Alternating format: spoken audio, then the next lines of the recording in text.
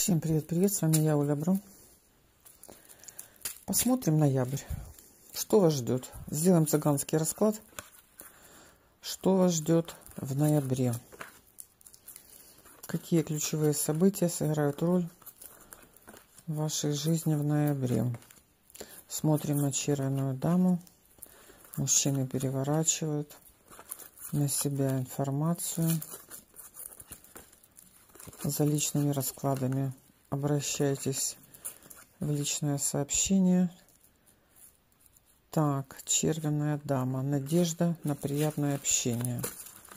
Так, начало неплохое. Начало неплохое. Что у нас в голове?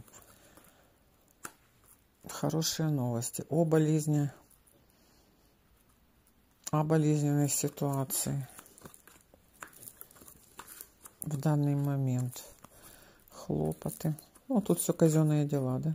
Деньги, документы, решение вопросов, связанные с близкими, родными, с детьми, встречи, переживания. Десяточка дает нам шансы на решение вопроса.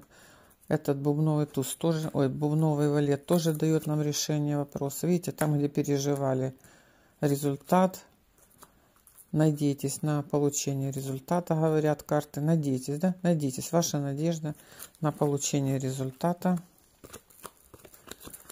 Надейтесь. Да, есть волнение, да, есть переживание. Возможно, кто-то уже настолько напереживался, что, ну, как простуда легкая, не исключено. Вероятность простудных заболеваний может быть, да. Но тут ничего такого серьезного я не вижу. Так, то, чего вы не знаете. Вы не знаете, а идет в вашу жизнь бубновый король. На сердце для червяной дамы. Для червяной дамы. Дальняя дорога. Праздник, связанный с дальней дорогой и с мужчиной с дальней дороги, да? Смотрите, в ближайшее время, возможно, кто-то с казенного дома, вы получите информацию. Возможно, от трефельной дамы. Ну да, как секретарь начальника, назовем так. Есть начальник, есть секретарь, есть исполнитель. Немножечко триггерит вас по пиковой даме, триггерит. Но, видите, праздник-то есть, застолье есть. В вашу жизнь входит бубновый король. Бубновый король входит в вашу жизнь. Чего переживать?